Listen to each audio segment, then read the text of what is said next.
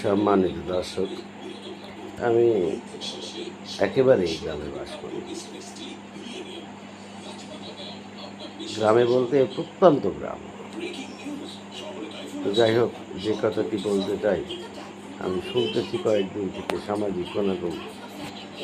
সামাজিক মাধ্যমগুলোতে যে আমাদের চট্টগ্রাম সমুদ্র বন্দরের কিয়দংশ নাকি বিদেশি কোম্পানির হাতে চুক্তি করে দেওয়া হয়েছে, তাদের দিয়ে দেওয়া হয়েছে। অর্থাৎ যেখানে তাদের মুনাফার বাইরে অল্প কিছু বা তাদের লাভটার শেষে অল্প কিছু আমাদের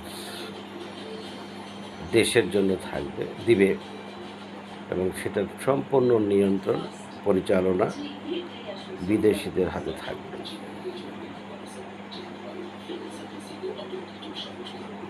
তো আমি এখন জানতে চাই, এটা আসলে আমি বুঝি না। আমি শুনতেছি যে এটি লাভজনক প্রতিষ্ঠান এবং লাভজনক দেশের অর্থনীতির ক্ষেত্রে এই চট্টগ্রাম বন্দর, দেশের বাণিজ্যের ক্ষেত্রে, ব্যবসা বাণিজ্যের ক্ষেত্রে, আমদানি রপ্তানির ক্ষেত্রে চট্টগ্রাম বন্দর একটা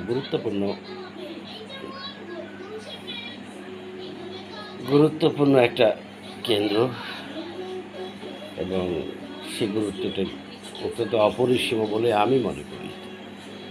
আমাদের অর্থনীতির চাকা গতিশীল রাখার ক্ষেত্রে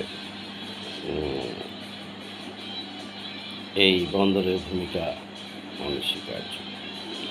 এবং এও জানি যে বন্দরের যে অংশটুকু বিদেশি কোম্পানির হাতে বা বিদেশিদের হাতে দিয়ে দেওয়া হচ্ছে, সেটি লাভজনক প্রতিষ্ঠান।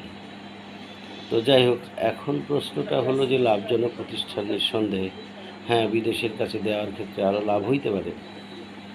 আমি জানি না আসলে, যদিও আমার একটা কৌতূহল আছে যে অর্থনীতির বিষয়গুলো নিয়ে জানবার কৌতূহল আছে, জানতে চাই। তো সব বিষয়গুলো আমি জানি না। এই প্রতিদিন এই চট্টগ্রাম যে বন্দরটি লিজ দেওয়া হচ্ছে, তা আমাদের অর্থনীতি কী পরিমাণ অর্থের যোগান দিয়ে থাকে, আবার সেটি ঠিকঠাক পর্যন্ত আমাদের চালাতে পারে কি পারে না, সেটি বিষয়। আবার এই চুক্তি দেওয়াতে আমাদের অর্থনৈতিক ক্ষতি কতখানি হলো আর লাভ কতখানি হলো, সেই হিসাবেও আমার জানা নেই। আর জানবার একটা আগ্রহ আছে, কৌতূহল আছে, জানতে চাই, কিন্তু এই জানার সুযোগ আমি পাইনি। তো আমাকে যারা শুনছেন, আমাকে যারা দেখছেন, আমার যে বুঝতেছেন যে আমি এই বিষয়টা নিয়ে জানতে চাই। আসলে আমাদের এইখানে দেশের স্বার্থ কতখানি রক্ষিত হয়েছে, অথবা